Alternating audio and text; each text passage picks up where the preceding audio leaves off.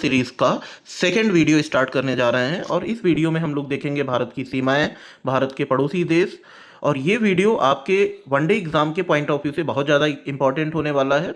इसमें हम काफ़ी सारी फैक्चुअल इन्फॉर्मेशन शेयर करेंगे, जैसे भारत की मुख्य भूमि की सीमा की लंबाई कितनी है, भारत की कोस्टल बाउंड्री की लेंथ कितनी है, मीन्स समुद्री सीमाओं की लंबाई कितनी है, कौन सा पड़ोसी देश भारत के साथ सबसे लंबी सीमा साझा करता है, बाउंड्रीज के कितने टाइप्स होते हैं। ये सारी चीज़ें हम लोग इस वीडियो में डिस्कस करेंगे और ये एग्जाम के पॉइंट ऑफ व्यू से बहुत ज़्यादा इंपॉर्टेंट होने वाला है। तो चलिए स्टार्ट करते हैं। सबसे पहले हम लोग देखेंगे कुछ factual information like India divisions. अक्सर हम लोग बोलते हैं कि भारत के दो पार्ट हैं, उत्तर और दक्षिण। तो सबसे बेसिक क्वेश्चन तो ये है कि उत्तर और दक्षिण को भारत में डिवाइड कौन करता है, कौन से ऐसे नेचुरल या मैन मेड फीचर्स हैं, किस बेसिस पे हम लोग भारत को डिवाइड करते हैं नॉर्थ और साउथ में। तो जियोग्राफिकली या भौगोलिक रूप से दो ऐसे डिविजन्स हैं या दो ऐसे फीचर्स हैं जिसके आधार पे हम लोग भारत को दो भागों में विभाजित करते हैं। पहला है tropic of cancer. Tropic of cancer 181 total number of latitudes हैं और जो उनमें से 5 सबसे इंपॉर्टेंट लैटिट्यूड्स हैं उनमें से एक है tropic of cancer and it passes from the 8 states of India. और ये इंडिया को दो भागों में डिवाइड करती है, मतलब ट्रॉपिक ऑफ इंडिया के ऊपर वाला पार्ट नॉर्दर्न इंडिया और ट्रॉपिक ऑफ इंडिया के नीचे वाले पार्ट को हम बोलते हैं साउथ इंडिया। तो ये भारतीय राज्यों को दो भाग में डिवाइड कर देती है और इसका भारत की क्लाइमेट पे भी बहुत बड़ा इम्पैक्ट है। वो हम लोग आगे डिस्कस करेंगे जब हम पढ़ेंगे फिजिकल फीचर्स ऑफ इंडिया। और ट्रॉपिक ऑफ कैंसर कैसा फीचर है, मैन मेड, मतलब ये एक इमेजिनरी लाइन है जिसको सबसे पहले इमेजिन किया था कॉपरनिकस ने और इन्होंने ही सबसे पहले कॉन्सेप्ट दिया था लैटिट्यूड एंड लॉन्गिट्यूड का। So Tropic of Cancer is the man made feature which divides India into north and south. ये तो हो गया मैन मेड फीचर। अब हम लोग देखेंगे कि ऐसा नेचुरल फीचर कौन सा है जो इंडिया को दो पार्ट में डिवाइड करता है। सो विंध्य माउंटेन्स, शायद आप लोगों ने सुना होगा विंध्य माउंटेन्स के बारे में। These are located in the middle part of India और ये these are one of the oldest mountains of the world as well as India। और ये इंडिया को दो पार्ट में डिवाइड करते हैं, नॉर्थ एंड साउथ। तो man made feature tropic of cancer और नेचुरल फीचर विंध्य माउंटेन्स ये भारत को नॉर्थ और साउथ में डिवाइड करते हैं इक्वली। नेक्स्ट फिर हम लोग इसमें देखेंगे कि भारत भी दो भागों में बटा हुआ है। नॉर्थ इंडिया लैंडलॉक्ड है, लैंडलॉक्ड मतलब यहाँ के जितने भी राज्य हैं वो सब स्थलीय सीमाओं से घिरे हुए हैं, मतलब नॉर्थ इंडिया में कोई भी डोमिनेटिंग वाटर बॉडी नहीं है लाइक ओशन या sea. While south India is surrounded by water bodies from three side. On the west like Arabian Sea. Arabian Sea is one of the largest sea in the world. और Arabian Sea का नाम किस पे पड़ा है, the largest peninsula of the world Arabian Peninsula. और Arabian Peninsula के आधार पे ही इसका नाम क्या पड़ा है, अरेबियन सी या फिर अरब सागर। Next one is Bay of Bengal. Bay of Bengal it is located on the eastern side of India. और ब्रिटिशर्स के टाइम पे बंगाल प्रोविंस बहुत ही ज़्यादा इंडिया का जो प्रोडक्टिव रीजन रहा करता था। यहाँ पे जो ब्रिटिशर्स थे उनको सबसे ज़्यादा यहाँ से रेवेन्यू मिलता था। तो इसी के नाम पे यहाँ पे जो इससे लगी हुई वाटर बॉडी है उसको क्या बोला जाता है, बे ऑफ बंगाल। और ये कहाँ पे लोकेटेड है, इंडिया की ईस्टर्न साइड में। भारत के दक्षिणी भाग में कौन सा ओशन है, इंडियन ओशन।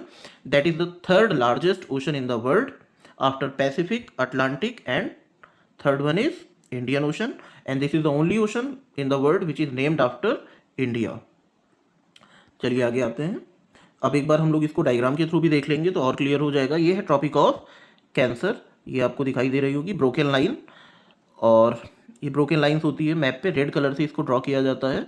और ये डिवाइड कर रही है इंडिया को कितने पार्ट में, north tropical temperate north and tropical south. दो पार्ट में इंडिया को डिवाइड करती है ट्रॉपिक ऑफ कैंसर। और उसके बाद फिर क्या कौन सा माउंटेन है, विंध्य माउंटेन, जैसा कि आपको डायग्राम से बिल्कुल साफ दिखाई दे रहा होगा। ये भी इंडिया को दो पार्ट में डिवाइड करता है। ये नेचुरल फीचर है और ये है मैन मेड फीचर।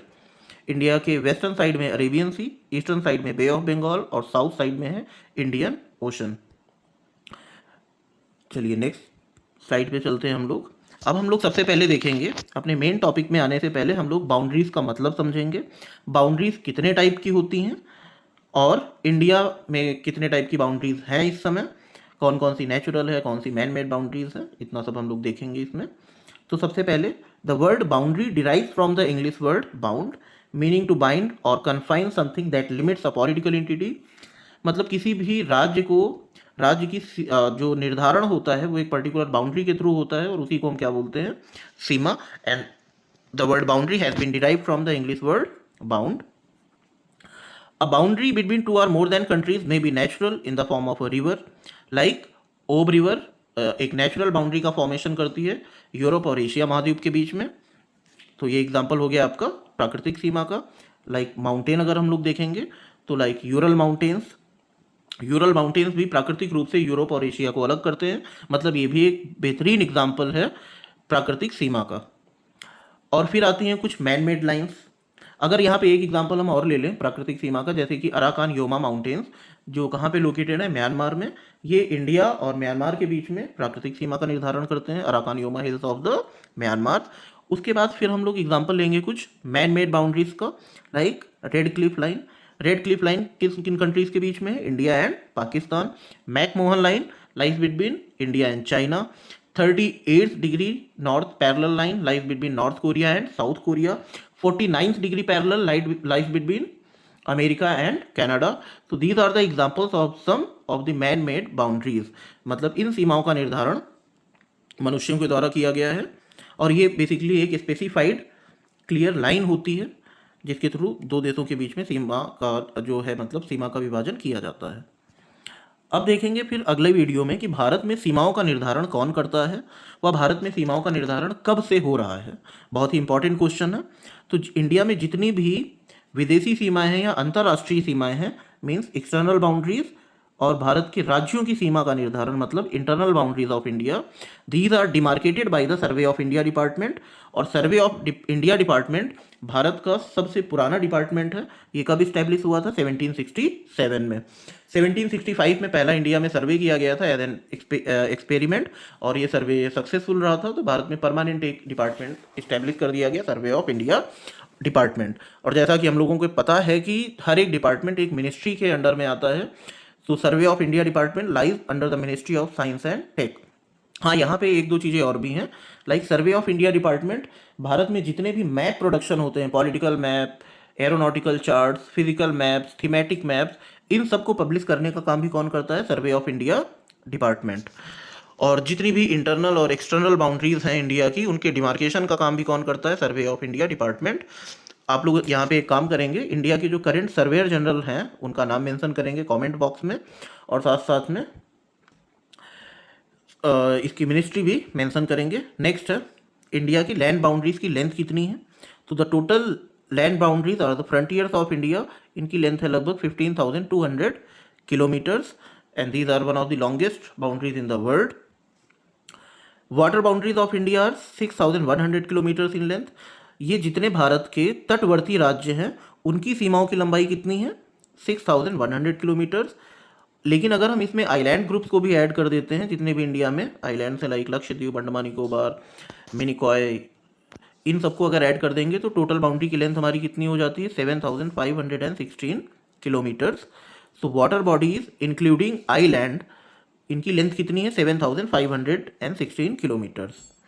तो अब फिर देखेंगे हम लोग कि टोटल बाउंड्री की लेंथ कितनी होगी इंडिया की। तो 15,200 प्लस 7,516 किलोमीटर, तो ये लगभग आपका आ जाएगा 22,716 किलोमीटर। 22,716 किलोमीटर इंडिया की टोटल लेंथ है अंतर्राष्ट्रीय सीमा की। उसके बाद एक factual information, like longest boundary Bharat किस देश के साथ शेयर करता है? बांग्लादेश के साथ। और स्मॉलेस्ट बाउंड्री इंडिया शेयर करता है अफगानिस्तान के साथ।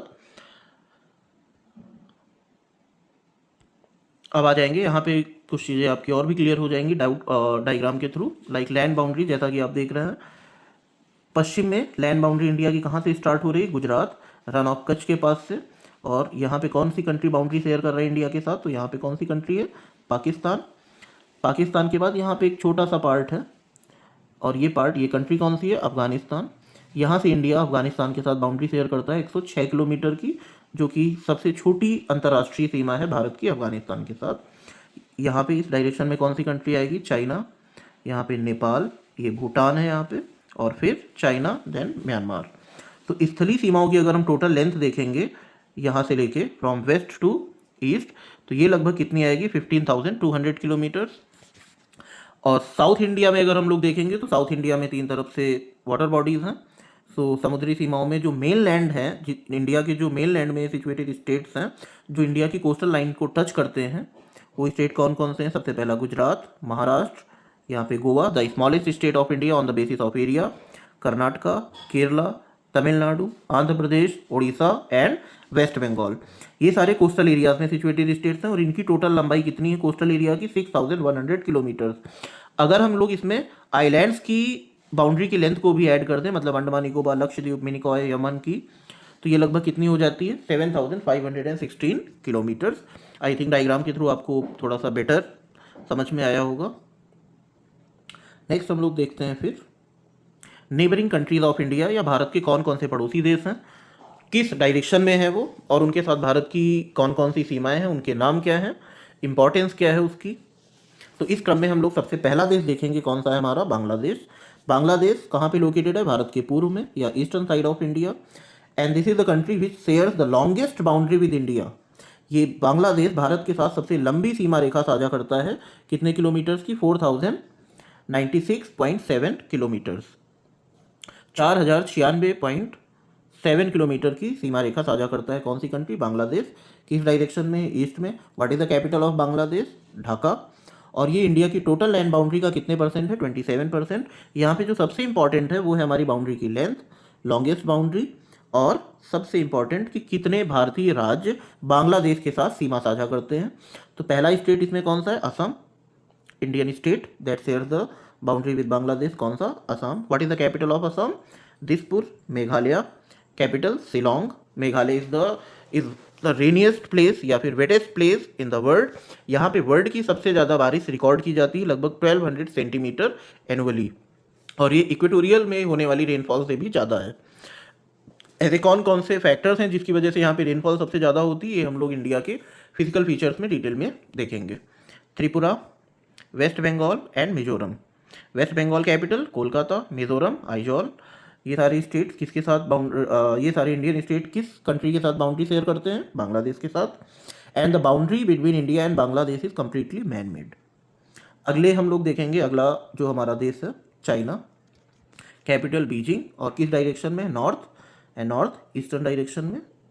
India shares the second longest boundary with Bangladesh, और इसकी लेंथ कितनी है? 3488 किलोमीटर्स। कौन कौन से स्टेट्स या यूनियन टेरिटरीज चाइना मतलब कौन कौन से इंडियन स्टेट्स और यूनियन टेरिटरीज चाइना के साथ बाउंड्री शेयर करते हैं? तो सबसे पहला Ladakh. Ladakh is located in the northern most frontier of India. Bharat का सबसे उत्तरतम ये यूनियन टेरिटरी है, और ये इंडिया का कोल्ड डिजर्ट भी है। यहाँ पे बारिश 50 सेंटीमीटर से भी कम होती है, और ये भारत का सबसे ठंडा एरिया है। नेक्स्ट है Himachal Pradesh, capital Shimla, and Uttarakhand capital Dehradun. ये states, Sikkim capital Gangtok, and Arunachal capital क्या है इसकी? ईटानगर। सिक्किम और अरुणाचल प्रदेश ये दोनों इंडिया के कैसे स्टेट्स हैं? पहले वीडियो में हम लोगों ने डिस्कस किया था। यहाँ पे पॉपुलेशन डेंसिटी बहुत ही कम है, लगभग 14 से 15 लोग आपको मिलेंगे पर स्क्वायर किलोमीटर एरिया में। मतलब अगर आपको बात भी करनी है तो लोग आपको ढूंढने पड़ेंगे, इतनी कम है यहाँ पे जनसंख्या घनत्व, यहाँ की विषम भौगोलिक परिस्थितियों की वजह से और अनअवेलेबिलिटी ऑफ रिसोर्सेज की वजह से। बाउंड्री लाइन कौन कौन सी है चाइना और इंडिया के बीच में? There are some man made boundaries.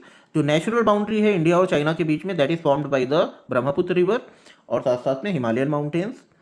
दो यहाँ पे मैन मेड बाउंड्रीज भी हैं। पहली को हम बोलते हैं LAC, line of actual control, और सेकेंड लाइन कौन सी है? McMahon line. इस क्रम में अगला हम लोग देश देखेंगे अब पाकिस्तान। पाकिस्तान के साथ भारत तीसरी सबसे लंबी सीमा रेखा साझा करता है, और इसकी लंबाई कितनी है? 3323 किलोमीटर। और कौन कौन से स्टेट्स या यूनियन टेरिटरीज पाकिस्तान के साथ बाउंड्री शेयर करते हैं? तो पहला इसमें होगा Jammu Kashmir, Ladakh, Punjab. What is the capital of Punjab? Chandigarh. Punjab के बारे में कुछ इंपॉर्टेंट चीज़ें, लाइक पंजाब इंडिया में ग्रेन्स के प्रोडक्शन में पर हेक्टेयर प्रोडक्शन में टॉप पे है। वैसे तो ग्रेन्स का सबसे बड़ा जो प्रोड्यूसर है अपने इंडिया में that is Uttar Pradesh, but per hectare production में टॉप पे कौन सा है? पंजाब, क्योंकि पंजाब में इरिगेशन फैसिलिटीज़ या सिंचाई की सुविधाएं उपलब्ध हैं। साथ साथ में यहाँ पे जो लैंड होल्डिंग का साइज है या किसानों के पास जो खेत का साइज है वो भी काफ़ी बड़ा है। और सबसे इम्पॉर्टेंट कि यहाँ पे ग्रीन रिवॉल्यूशन सबसे पहले यहीं से स्टार्ट की गई थी, या हरित क्रांति। तो यहाँ पे क्वेश्चन का आंसर देना है आपको कि भारत में हरित क्रांति के जनक के रूप में किसे जाना जाता है, या who is the father of the green revolution in India. Next, कौन कौन सी नेचुरल या मैन मेड बाउंड्रीज हैं? तो पाकिस्तान और भारत के बीच में जो प्राकृतिक सीमा है उसको निर्धारण करती है, उसका निर्धारण सिंधु, झेलम, चेनाब रिवर के द्वारा किया जाता है, वह हिमालयन माउंटेन्स के थ्रू।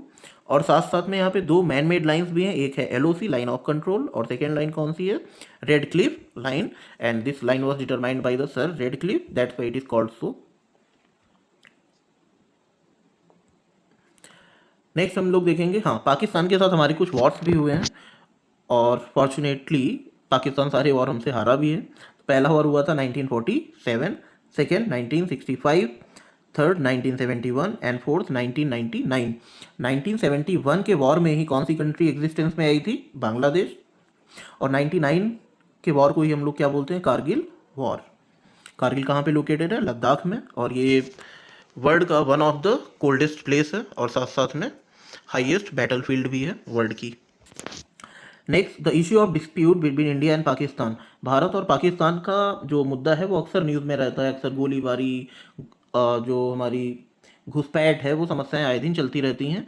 तो यहाँ पे ये भी इंपॉर्टेंट हो जाता है कि भारत का पाकिस्तान के साथ किन किन क्षेत्रों में विवाद है। तो पहला तो क्षेत्र कौन सा है? कश्मीर।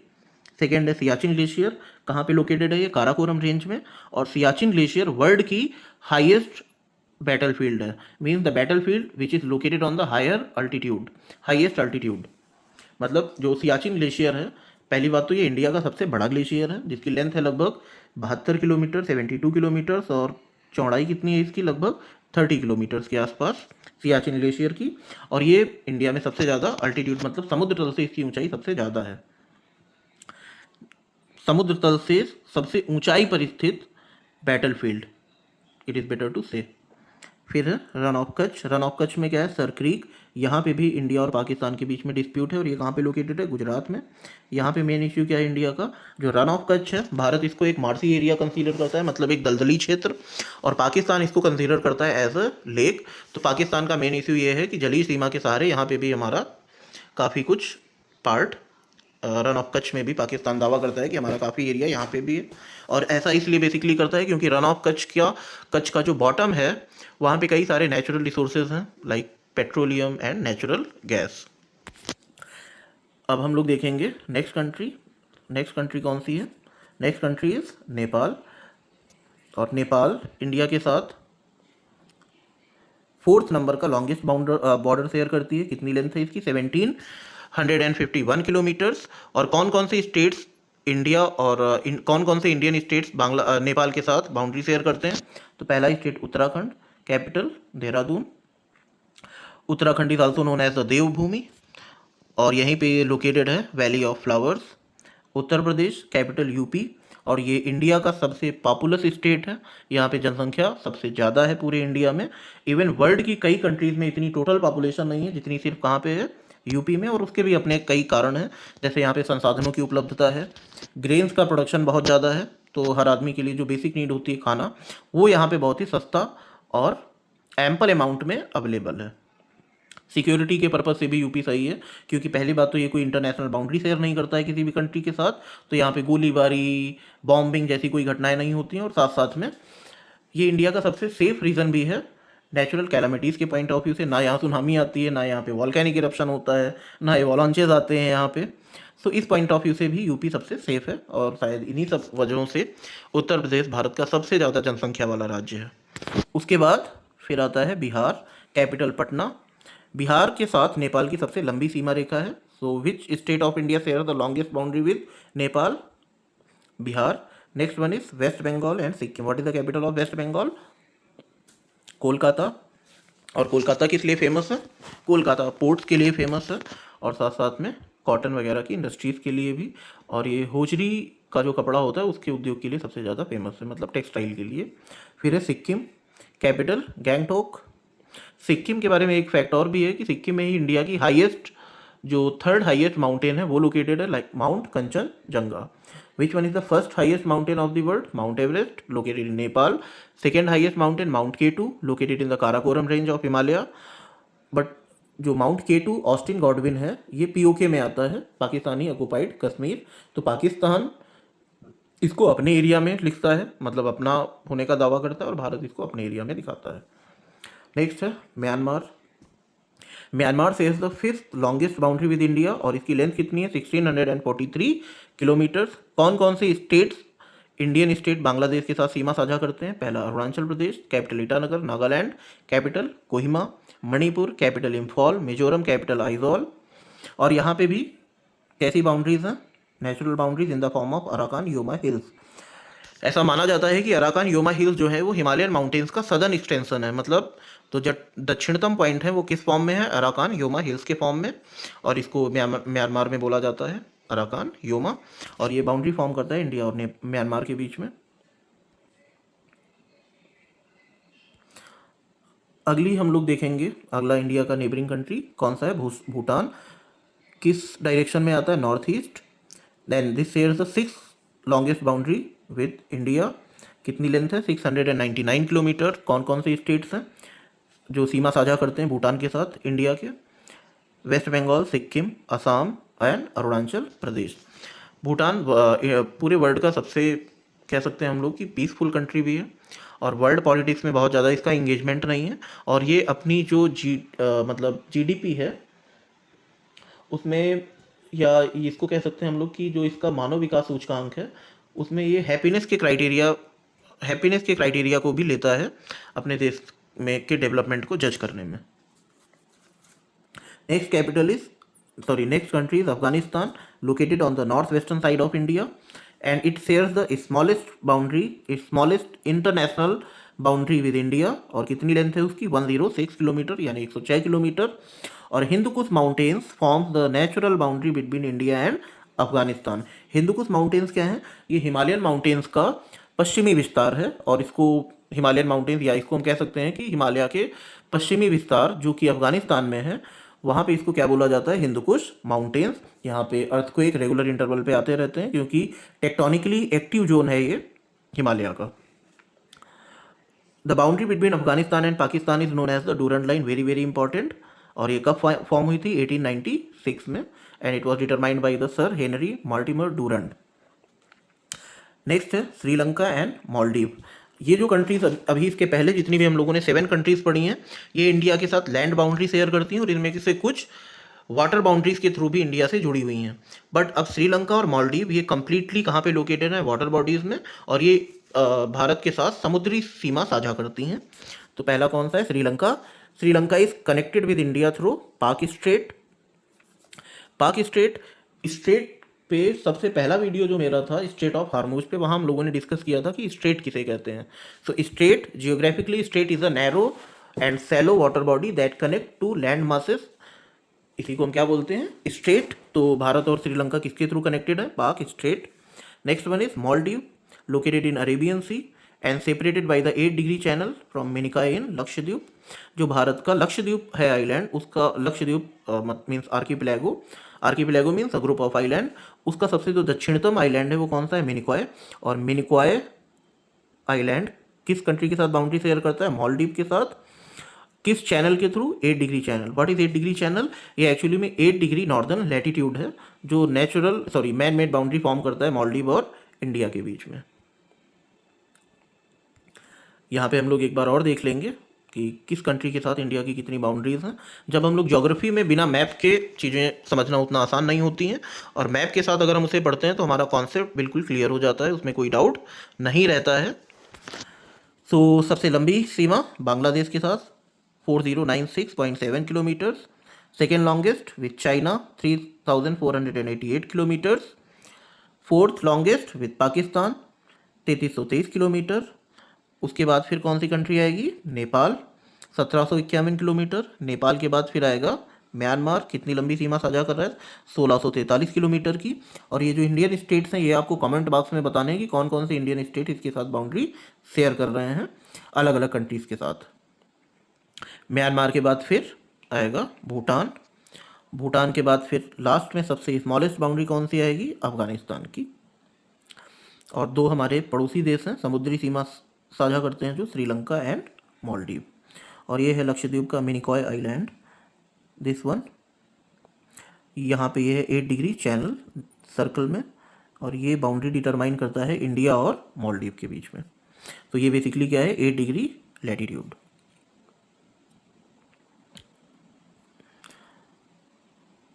नेक्स्ट हम लोग देखेंगे मैरी टाइम बाउंड्रीज या फिर water boundaries of India. So the total coastal boundary of India is 6100 kilometres in length, और इसमें अगर आइलैंड को भी इंक्लूड कर देंगे तो ये हो जाती है 7516.6 किलोमीटर्स। कौन कौन से स्टेट्स हैं जो कहाँ पे लोकेटेड हैं कोस्टल पार्ट में इंडिया के? पहला स्टेट गुजरात, और गुजरात की सीमा रेखा भारत में सबसे लंबी तटवर्ती सीमा रेखा है। कितने किलोमीटर्स की? 1214 किलोमीटर। मतलब भारत के किस राज्य की कोस्टल लाइन सबसे लंबी है? तो वो कौन सा स्टेट है? Gujarat. Second Maharashtra, second state जो कहाँ पे लोकेटेड है? On the western part of India, sorry on the western side of India या वेस्टर्न कोस्ट पे है। और third Goa, Goa is the smallest state on the basis of area. Third fourth है कर्नाटका, फिर है Kerala, new name is Keralam, Tamil Nadu, Andhra Pradesh, Orissa and West Bengal. So total 9 states हैं या 9 राज्य हैं जो भारत में कहाँ पे स्थित हैं? पश्चिमी व पूर्वी तट पे, और ये समुद्री सीमा साझा करते हैं। अब समुद्री सीमाओं का निर्धारण कौन करता है? वैसे ये चीज़ हम पहले वीडियो में डिस्कस कर चुके हैं जब हम लोगों ने पढ़ा था मैरीटाइम बाउंड्रीज, ये सेकेंड वीडियो था हमारा। खैर एक बार फिर से हम लोग देखेंगे कि भारत की जो सीमा रेखा है उसका निर्धारण कौन करता है और कहाँ तक है। तो पहला, as per the UN clause. UN clause क्या है? United Nation convention on the law of the sea, और ये समुद्र में विभिन्न देशों की सीमाओं का निर्धारण करता है। पहला इस क्रम में आता है टेरिटोरियल सी। इसको हम लोग क्या बोलते हैं? टेरिटोरियल सी को बोला जाता है आपका प्रादेशिक जल क्षेत्र या प्रादेशिक समुद्र। किस एरिया तक आता है? Up to 12 nautical miles in the sea. Base line से कितनी इसकी मतलब कितने अंदर तक हम लोगों की बाउंड्री होती है? 12 नॉटिकल माइल्स। और टेरिटोरियल सी में इंडिया के राइट्स कैसे हैं? टोटली सोवरन रिजर्व राइट्स हैं। यहाँ पे हम किसी भी तरीके का एक्सप्लोरेशन, साइंटिफिक रिसर्च और एक्सप्लॉयटेशन ऑफ रिसोर्सेज किसी भी तरीके का कर सकते हैं, और हम किसी के लिए भी अकाउंटेबल नहीं होंगे। मतलब हमारा यहाँ पे पूरा राइट होगा। सेकेंड कौन सा जोन आएगा हमारा? कॉन्टिग्यूअस जोन, या इसी जोन को हम लोग क्या बोलते हैं? संलग्न क्षेत्र। और ये कहाँ तक आता है? 24 nautical miles from the base line. मतलब तट से लगभग कितनी, समुद्र के कितने अंदर तक आएगा? 24 नॉटिकल माइल्स। यहाँ पे इंडिया के राइट्स कुछ रिजर्व हो जाते हैं, लाइक कस्टम ड्यूटी यहाँ से इंडिया ले सकती है। यहाँ की जो हाइजीन है कोस्टल एरिया की, क्लीनिंग वगैरह का काम भी कौन देखेगा? इंडिया। और साथ साथ में कुछ फिनेंशियल राइट्स भी रिजर्व रहते हैं इंडिया के। लाइक अगर यहाँ पे कोई शिप यहाँ से निकल रहा है तो भारत उससे क्वेश्चन कर सकता है। बिना परमिट के कोई भी शिप यहाँ से नहीं निकल सकता है, उस पर टैक्स लगा सकता है इंडिया। ये सारे राइट्स हैं कौन से जोन में? Contiguous zone. थर्ड आता है फिर एक्सक्लूसिव इकोनॉमिक जोन या अनन्य आर्थिक क्षेत्र। इसकी लेंथ कितनी होती है समुद्र में? 200 nautical miles from the base line. यहाँ पे भारत के कौन कौन से राइट्स होंगे? India has right to research, scientific studies, किसी भी तरीके की मेरीन रिसर्च कर सकता है, साइंटिफिक स्टडीज़ कर सकता है। यहाँ पे फॉर्मेशन ऑफ न्यू आइलैंड, यहाँ पे नया आइलैंड बना सकता है अपने किसी भी पर्पज़ के लिए, बट वो पर्पज़ आपका डिस्ट्रक्टिव नहीं होना चाहिए।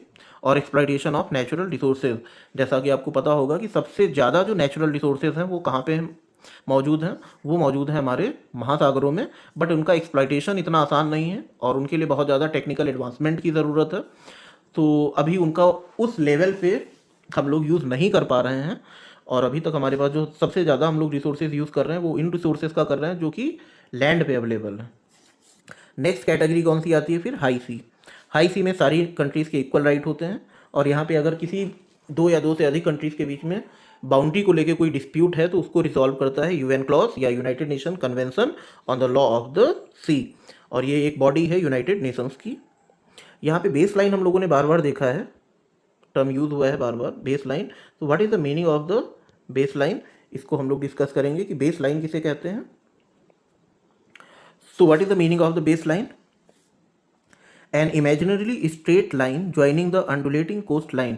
जैसे इंडिया की जो तट रेखा है पश्चिम और पूर्व में, वो कई जगह पे कटी फटी टेढ़ी मेढ़ी है, तो इन सब कोस्टल एरियाज को मिला के एक स्ट्रेट लाइन या एक एवरेज कोस्टल एरिया ले लिया जाता है, उसी को हम क्या बोलते हैं? Base line. जहाँ से हम लोग टेरिटोरियल सी, contiguous zone, exclusive economic zone और हाई सी का निर्धारण करते हैं। मतलब भारत के कटे छटे जो हमारे तटवर्ती क्षेत्र हैं, इनको स्ट्रेट लाइन में लाने वाली जो रेखा है उसी को हम क्या बोलते हैं? Base line. डायग्राम को के थ्रू एक बार देख लेंगे हम लोग। मैरीटाइम जोन्स ऑफ इंडिया कौन कौन से हैं? पहला है हमारा territorial C, that is indicated with the red colour, ये है टेरिटोरियल जोन इंडिया का। और ये है हमारे 9 state, Gujarat, Maharashtra, Goa, Karnataka, Kerala, Tamil Nadu, Andhra Pradesh, Orissa and West Bengal. यहाँ से कितनी दूरी तक, मतलब ये जो हमारी टेरिटोरियल सी है, ये मेन लैंड है इंडिया की, यहाँ से 12 किलोमीटर समुद्र के अंदर तक इंडिया के जो राइट्स हैं वो कम्प्लीटली रिजर्व है, मतलब सोवरन राइट्स हैं हमारे। कितने किलोमीटर तक पानी में? 12 नॉटिकल माइल्स तक। उसके बाद फिर आता है कौन सा zone? Contiguous zone, that is represented by the yellow colour. ये इसकी जो लेंथ है इन द ओशन वो कितनी है? 24 नॉटिकल माइल्स। यहाँ पे कुछ जो राइट्स हैं वो लिमिटेड हो जाते हैं, लाइक कस्टम ड्यूटी वगैरह ले सकता है इंडिया। उसके बाद फिर आता है एक्सक्लूसिव इकोनॉमिक जोन और एक्सक्लूसिव या अनन्य आर्थिक क्षेत्र। इसकी लेंथ कितनी है? 200 नॉटिकल माइल्स। और ये सारा जो समुद्र है ये इंडिया की कौन से जोन में आता है? Exclusive economic zone. मतलब यहाँ पे हम लोग रिसर्च कर सकते हैं, constructive research, constructive geographical studies कर सकते हैं यहाँ पे, और आइलैंड्स का फॉर्मेशन कर सकते हैं। लेकिन वो आइलैंड जो भी हम फॉर्म करेंगे वो कंस्ट्रक्टिव पर्पस के लिए यूज़ होना चाहिए as per the laws of the UN clause. यहाँ पे एक चीज़ और भी देखनी होगी कि अक्सर हम लोग देखते हैं कि मैप ऑफ इंडिया के साथ हम लोग मैप ऑफ श्रीलंका भी देखते हैं। तो ऐसा क्यों है? क्योंकि श्रीलंका इंडिया के कौन से जोन में आता है? Exclusive economic zone. मतलब भारत का जो एक्सक्लूसिव इकोनॉमिक जोन है वो कहाँ तक है? श्रीलंका तक। और श्रीलंका का एक्सक्लूसिव इकोनॉमिक जोन कहाँ पे आएगा? भारत तक आएगा या भारत की सीमा रेखा तक आएगा। तो इसीलिए अक्सर मैप ऑफ इंडिया के साथ हम लोग मैप ऑफ श्रीलंका भी दिखाते हैं, क्योंकि ये इंडिया के एक्सक्लूसिव इकोनॉमिक जोन में आता है, मतलब 200 नॉटिकल माइल्स तक। सो आई थिंक जितने भी कॉन्सेप्ट हम लोगों ने पढ़े इसमें आपको कोई डाउट नहीं होगा। और अगर वीडियो पसंद आया है then please like, share and subscribe my channel. Next video में हम लोग नए टॉपिक के साथ मिलेंगे। पूरा ज्योग्राफी ऑफ इंडिया को हम लोग सिस्टमेटिकली कंप्लीट करेंगे, ताकि एग्ज़ाम में आपका कोई भी क्वेश्चन सिलेबस के बाहर से ना आ पाए, या ऐसा कोई भी क्वेश्चन ना हो जो आपने ना पढ़ा हो। तो थैंक यू एवरीवन।